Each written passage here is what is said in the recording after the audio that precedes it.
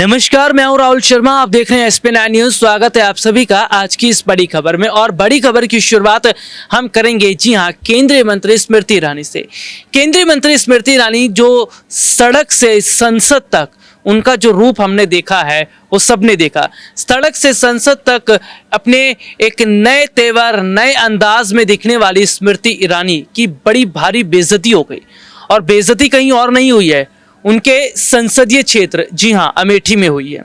कैसे बेइज्जती हुई है और कैसे स्मृति ईरानी पानी पी पी कर रह गई अंदर ही अंदर। जी हां, स्मृति ईरानी जो खुद को बताती हैं कि मैं केंद्रीय मंत्री हूं, जो ये बताती हैं कि मैं महिलाओं की बहुत बड़ी मसीहा हूं, जो ये बताती हैं उन्हें महिलाओं की बहुत बड़ी चिंता है, लेकिन स्मृति ईरानी ये तमाम बातें तो करती हैं, लेकिन उनके अपने संसदीय क्षेत्र के लोग उन्हें नहीं जानते, उनके अपने संसदीय क्षेत्र के अधिकारी नहीं जानते। जी हाँ, किस्सा है स्मृति ईरानी का। दरअसल स्मृति ईरानी अमेठी हाल ही में पहुंची थी। इस दौरान कई लोगों से उनकी समस्याओं को जानने की कोशिश की थी स्मृति ईरानी ने।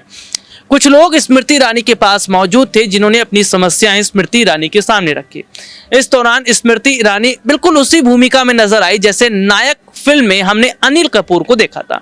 नायक फिल्म आप सभी लोगों ने देखी होगी और अनिल कपूर को जिस तरह से हमने देखा, वो रोल जिस तरह से उन्होंने अदा किया और बाकायदा बताया कि किस तरह से जनता की सेवा की जाती है, बिल्कुल नायक फिल्म की तरह अनिल कपूर के रूप में स्मृति ईरानी दिखी। स्मृति ईरानी जो है अपनी पावर को दिखाते हुए उन्होंने पास की जो खड़ी महिला अधिकारी थी उनसे फोन मांगा और सीधा लेखपाल को फोन लगा दिया।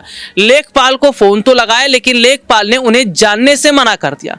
लेखपाल ने यहां तक भी नहीं देखा या उन्होंने सुना ही नहीं कि आखिरकार स्मृति ईरानी है कौन। स्मृति ईरानी का नाम सुनने के बाद लेखपाल ने फोन काट दिया जैसे कोई आम महिला हो। पूरी एक रिपोर्ट अपने दर्शकों को दिखाएंगे और दिखाएंगे कैसे स्मृति ईरानी पानी पी कर रह गई, अंदर ही अंदर घूंट पी कर रह गई, क्योंकि वहां पर मीडिया के कर्मी भी मौजूद थे और ऐसे में गुस्सा उनका भारी पड़ सकता था। देखिए रिपोर्ट। केंद्रीय मंत्री स्मृति ईरानी 2 दिवसीय दौरे पर अपनी संसदीय क्षेत्र अमेठी पहुंची। स्मृति ईरानी जब मुसाफिर खाना के वेटलैंड पार्क में लोकार्पण कार्यक्रम में जा रही थी तो एक पीड़ित उनके पास अपनी शिकायत को लेकर पहुंच गया। इस पर स्मृति ईरानी ने भी उसी वक्त एक्शन लिया और मामले से संबंधित लेखपाल को फोन मिलाकर कहा, हेलो, मैं स्मृति ईरानी बोल रही हूँ। इसके बाद देखने को मिला कि लेखपाल ने यह सुनते ही फोन काट दिया, जिसके बाद वहां भारी बवाल मच गया और लोग स्मृति ईरानी को देखने लगे। दरअसल मुसाफिर खाना में वेटलैंड पार्क के पास गौतमपुर मजरेपुरे पहलवान निवासी करुणेश सिंह ने स्मृति को शिकायती पत्र दिया। उन्होंने बताया कि उनके पिता परिषदीय स्कूल में शिक्षक थे, उनकी मृत्यु हो चुकी है, मां सावित्री की पेंशन मिलनी है। लेखपाल सत्यापन नहीं कर रहा है। इस पर स्मृति ने लेखपाल का नंबर लिया और CDO डॉक्टर अंकुर लाठर से डायल करने को कहा। जैसे ही उन्होंने नंबर डायल किया उसके बाद स्मृति ईरानी का फ़ोन नंबर लेखपाल ने काट दिया। ये देखकर वहाँ पर लोग हैरान हो गए।